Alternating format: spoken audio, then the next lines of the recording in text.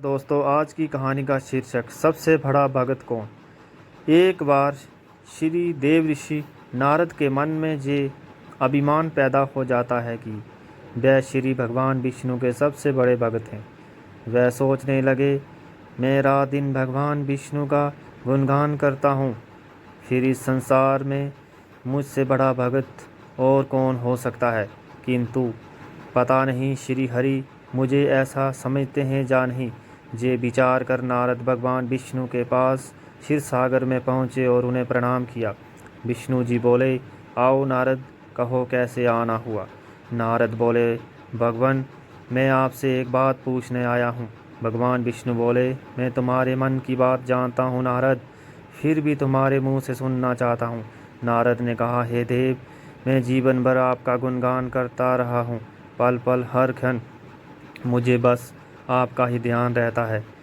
आप मुझे ये बताइए कि क्या मुझसे बड़ा आपका कोई अन्य भक्त है संसार में। भगवान विष्णु समझ तो पहले ही गए थे कि नारद को अपनी भक्ति पर अभिमान पैदा हो गया है, किंतु वह मन की बात छुपाकर वह बोले, नारद, इस प्रश्न के लिए मैं तुम्हें मेरे साथ मृत्युलोक चलना पड़ेगा। नारद बोले, ठीक है भगवान, मैं मृत्युलोक चलने के लिए तैयार हूँ।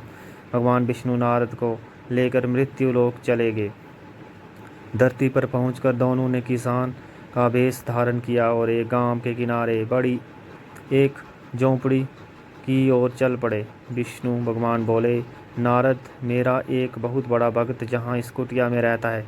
आश्चर्य है, क्या मुझसे बढ़कर भी किसी की भक्ति हो सकती है। नारद के मुख से निकला, क्या वह भी मेरी तरह आपका ध्यान लगाए रहता है। आओ स्वयं ही जान लोगे। विष्णु भगवान ने कहा और इस कुटिया की ओर बढ़ गए। किसान उस समय कुटिया के बाहर अपनी गाय को बांध रहा था। उसके मुख से श्री हरि गोविंद का स्वर निकल रहा था। किसान वेशधारी विष्णु ने अपने निकट जाकर नारायण नारायण कहा तो किसान ने विनीत स्वर से पूछा, आप कहाँ से आए हैं। भद्र, मेरे लिए कोई सेवा हो तो निसंकोच बताइए। किसान वेशधारी भगवान विष्णु ने कहा, हम नगर जा रहे थे पर अंधेरा घिरने लगा है। भगवान ने जंगली पशुओं का डर है, इसलिए रात भर आश्चर्य चाहते हैं। किसान ने प्रसन्न भाव से कहा, मेरी कुटिया में आपका स्वागत है। भद्र, और जो सूखा रूखा घर में है आपके लिए हाजिर है। भगवान ने मुझे आप लोगों की सेवा करने के अवसर दिया है। बड़ी कृपा हुई उनकी। बाहर ढलान में एक खटिया पर दोनों बिठाकर किसान अंदर गया और अपनी पत्नी से कहा, देवी, दो अतिथि आए हैं। किसान की पत्नी उस समय अपने बच्चों को भोजन परोस रही थी। धीरे आते बर्तन दिखती हुई बोली, घर में इतना शाही आटा है और जे बच्चे और भोजन मांग रहे हैं। किसान बोला, कोई बात नहीं, हम अतिथियों को भरपेट भोजन कराएंगे। तुम बच्चों को आज कांजी बनाकर पिला देना।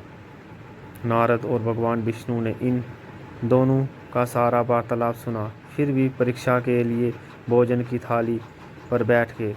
जब दोनों भरपेट भोजन कर चुके तो नारद सोचने लगे, जे सीधा साधा गृहस्थ भगवान का सबसे बड़ा भक्त कैसे हो सकता है। उधर श्री हरि ने किसानों से और भोजन लाने की फरमाइश कर दी। बोले, मेरा पेट अभी नहीं भरा, क्या और भोजन मिलेगा। किसान रसोई घर में गया और जाकर पत्नी से पूछा, कुछ और भोजन बचा है क्या। पत्नी बोली, बच्चों के लिए कांजी बनाई है, बस वही शेष है। विष्णु और नारद वह भी पी गए। किसान और उसके परिवार को भूखे ही सोना पड़ा। भूखे सोने माँ का आंचल थाम कह उठे, माँ नींद आ रही है, माँ नींद आ रही है, मुझे बड़े जोर से भूख लगी है। पिताजी ने उन अतिथियों को कांजी क्यों पिला दी। किसान ने बच्चे के सर पर हाथ फेरते हुए कहा, अतिथि को भोजन कराना स्वयं विष्णु भगवान को भोग लगाने के समान है बेटा।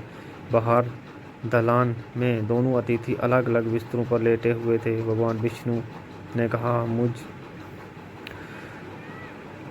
तुमने सुना नारद, किसान और उसके परिवार को भोजन नहीं मिला, फिर भी वह मुझे गुण गाए रहे हैं, मेरा गुण गा रहे हैं।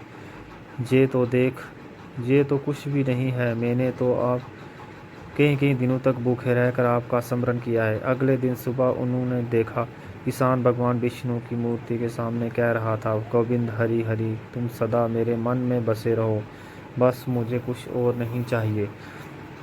फिर दोनों अतिथियों के से बोला, हरि की कृपा बड़ी बड़ी कृपा है मुझ पर, वही जग का रखवाला है। प्रभु की दया से रात को कोई कष्ट तो नहीं हुआ। जब तक आपका जी चाहे तब तक आप दोनों जहाँ रहें। मैं खेत जा रहा हूँ। किसान बेचदारी श्री हरि बोले, हम भी तुम्हारे साथ चलेंगे यदि तुम्हें कोई आपत्ति ना हो तो। नारद और भगवान विष्णु किसान के साथ उसके खेत पर गए। किसान बोला, यही है अपना खेत, अब मैं अपना काम करूँगा, गोविंद हरि हरि। नारद बोले, तुम तो सत्पुरुष हो, भगवान के बड़े भक्त हो, हर घड़ी उनका नाम लेते रहते हो। किसान बोला, अरे कहाँ, काम से जब भी थोड़ा बहुत समय मिलता है तभी उनका नाम लेता हूँ। नारद ने पूछा, कब कब मिलता है समय? किसान बोला, सुबह उठता हूँ तब, रात को सोता हूँ तब, और दिन में जब भी काम से फुर्सत मिल जाए तब।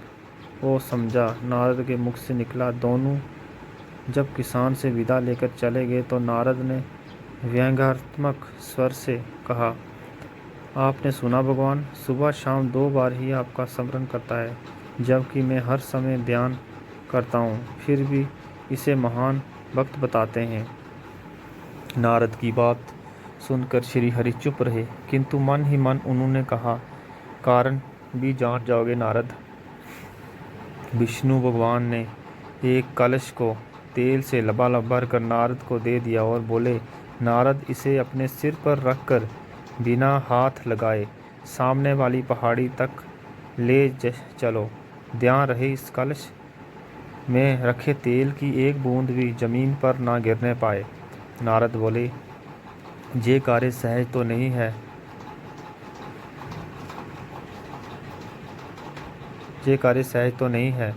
ये कह नारद ने कलश सिर पर रख लिया और पहाड़ी की ओर चल दिए। नारद पहाड़ी तक गए और लौट आए। विष्णु भगवान बोले, नारद ठीक है, अब ये बताओ कि इतनी दूर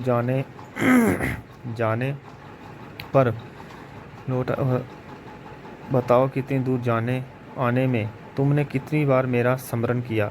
नारद बोले, एक बार भी नहीं भगवान, करता भी कैसे, मेरा सारा ध्यान तो तेल और कलश की तरफ लगा हुआ था।